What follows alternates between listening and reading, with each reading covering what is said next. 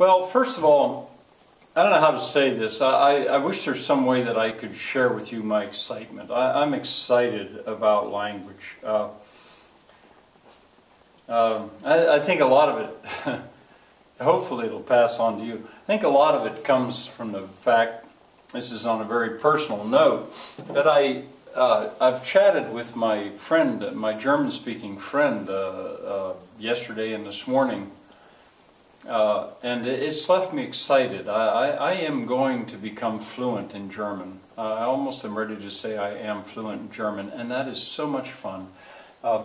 And she has helped me so much. I feel in a way like stopping and giving a tribute to Shirley, because you've been watching my videos perhaps. This is my class in a sense. I'm the father of the class. But in a sense, Shirley, this German-speaking woman, is the mother of the class. She has made it possible. And I am just so excited because she's helped me so much. And I thought later on, when I go into foreign languages with you, and Spanish and French and German, if there were some way that I could arrange for you to have a friend online or somebody that would help you as much as Shirley has helped me, that would be great. I'm going to work on it. Maybe there is such a way. But in any case, I don't know yet if you're ready to feel the excitement. I mean, this is morphology. That sounds like a boring subject. Nouns, verbs, adjective, adverbs. Perhaps this is boring to you. Boy, it is not to me. And there's work to be done. We're laying the groundwork. And some of you may wonder why this is so tedious going through these kinds of verbs. Well, if you'll stick with me, I think you're going to find out that there's a wonder at the end of this. But anyway, that said, let's go back to morphology. I'm showing you all the average student of foreign language ever needs to know about verbs. That's my claim. There are various kinds of verbs. I've gone through various kinds. And if you group verbs now by their behavior, how do they behave? Well, there's several kinds, and I'm going to actually keep this a little short today because I don't want to get into something that's too long to deal with one day. First of all, or today, I want to talk about the difference between regular verbs and irregular verbs.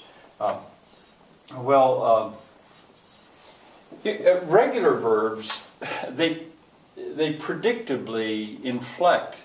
And now there's a word you've probably not heard except from me. That means change their endings. The thing is about regular verbs, you even if you've just learned the verb, it's a new verb, you can predict how it is going to behave. They inflect in English now by adding S, they add ED, or they add ING. Well, even irregular verbs usually add ING. That's one of the most regular things about the English language.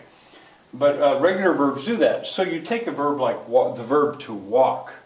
Well, if you say, I walk, fine. He walks, sure, he walks. Yesterday I walked, adds ed. Doesn't sound like ed. It looks like walked, but it's pronounced walked. And he is walking. Yes, that's the way we expect a verb to act. It's regular. Now, if you go on to study a foreign language, it is going to be discouraging for you how many verbs in other languages are irregular. Just about the time you think you understand and you're ready to control a verb, you run into still another verb that does not act this way. It's almost like doing its own thing. And irregular verbs are very often the most common verbs in a language. That's discouraging. I'm sorry. If somebody were scientifically designing a language, maybe they wouldn't do it like that. But that's the way they have become. There are many verbs that do not ibid. They do not predictably inflect by doing that. You take a verb like the verb to sing. I sing, he sings. Yeah, that's fine. That's predictable. But yesterday he singed. No, not in English. You have to say yesterday he sang. The vowel mutates.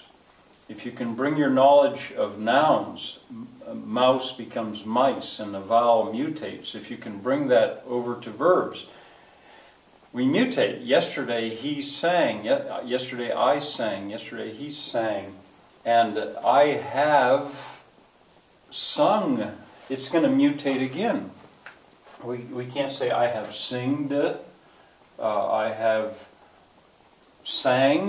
Well, you might say that, but it's a mistake, at least in usage. In English, you have to say I have sung. And these irregular verbs, I believe that they often come from German. There is, if you have followed this and you understand, English has got a Romance language side coming out of Latin and a Germanic side. That's that schizophrenic phenomenon of English. And the German, in English, many of the words that we have from German retain the German tendency to mutate the vowels. So there's regular and irregular verbs. And I think as far as group by behavior and grammar, I think that's as far as I'm going to go today. I still feel myself wanting to go back to my excitement that I feel, that I hope I can pass on to you. As it stands this morning, I'm ready not only to learn German, I'm ready to learn Swiss German, which is a different language. I'm ready to learn Romanish. I'm excited about foreign language. And you know, hopefully, I mean, maybe now you'll just believe me, but hopefully you'll feel the same excitement. That'll be a challenge to see if I can get you as excited about it as I am. Okay, one more video today. We'll go back to the chronological survey.